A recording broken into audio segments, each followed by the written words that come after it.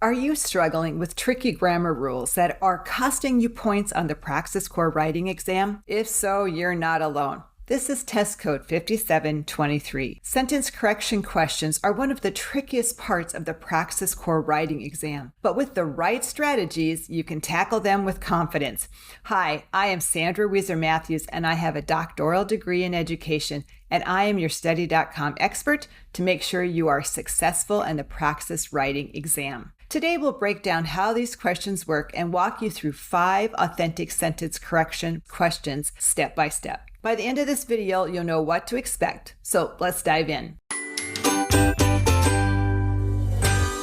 First, what are sentence correction questions? These are questions that assess your ability to recognize and correct errors in grammar, sentence structure, word choice, and clarity. These questions evaluate your understanding of standard written English and require you to select the best revision of an underlined portion in a sentence. In each question, you'll be shown a sentence that has a specific part underlined. Below the sentence, you'll find 4 or 5 options that could fit in that underlined portion. The first option generally repeats the original wording, while the others provide alternatives. Your task is to determine the best choice that fits the sentence grammatically. Remember, sometimes the best choice is to stick with the original wording.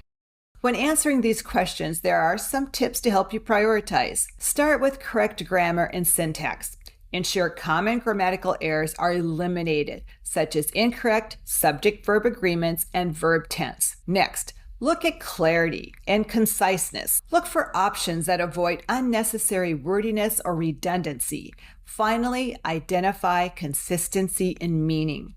You want to always try and preserve the original sentence's meaning. Let me give you some examples. Look at this first one. We have the sentence, "The scientists conducted an experiment carefully to test the hypothesis." We need to evaluate the underlying part, conducted an experiment carefully to test the hypothesis, and determine if it's the best option grammatically, clearly, and concisely. A couple of tips for you as you go through the options. First, say it out loud. You'd be surprised how different things sound spoken as opposed to saying it silently in your head. The second tip is to say the whole sentence with each answer choice. Just saying the answer choices might make you miss some critical grammar inconsistencies with the rest of the sentence. So here we have, the scientists carefully conducted an experiment to test the hypothesis. Then, the scientists conducted an experiment to test the hypothesis carefully. Then, the scientists conducted carefully an experiment to test the hypothesis. And finally, the scientists conducted an experiment in a careful manner to test the hypothesis. So the word that's popping out to me that I want to consider is the word carefully, since that's the one that bounces around a lot in these answer choices, right? In English grammar, this is an adverb, which you can tell because it ends in ly. Adverbs, as you recall, modify the verb, so let's identify the verb in this sentence. That's going to be conducted, so we're going to want an option where carefully is pretty close, if not right next to conducted.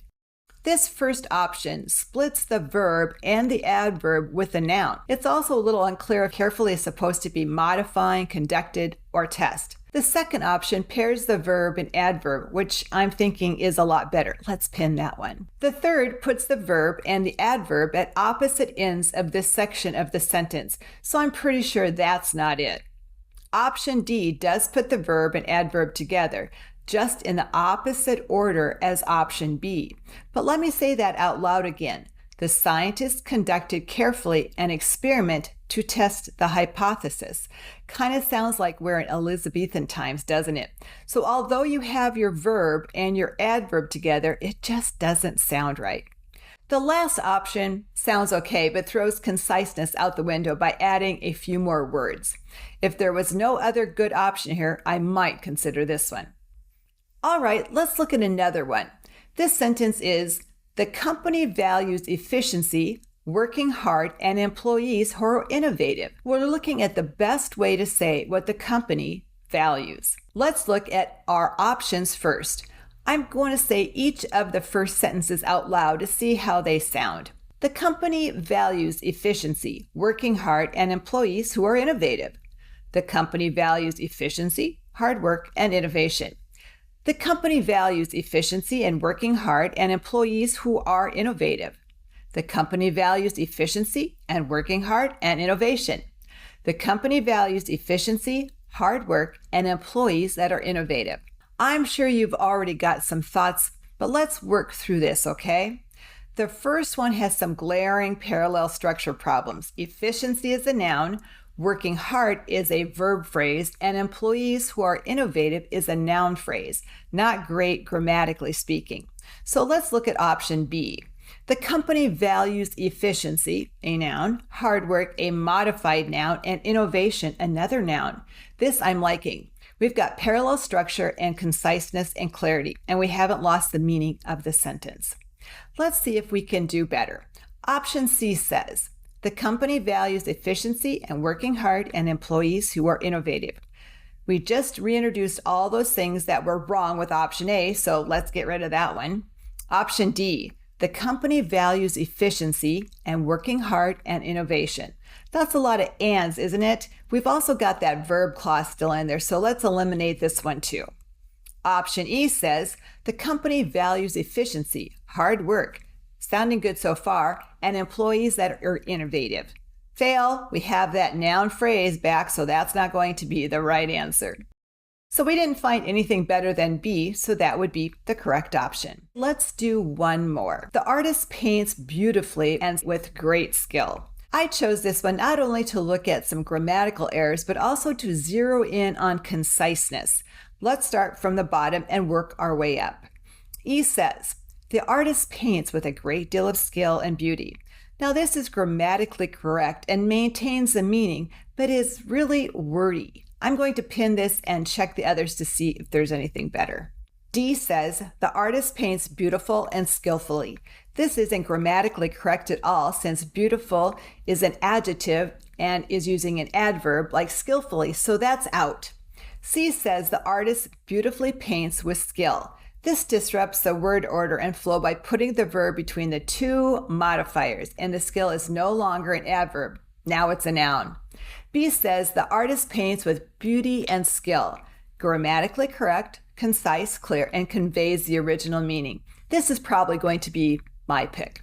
Let's look at the original sentence again, which is option A. The artist paints beautifully and with great skill. Also grammatically correct and clear and conveys the original meaning, but B is more concise, so that's going to be the correct answer.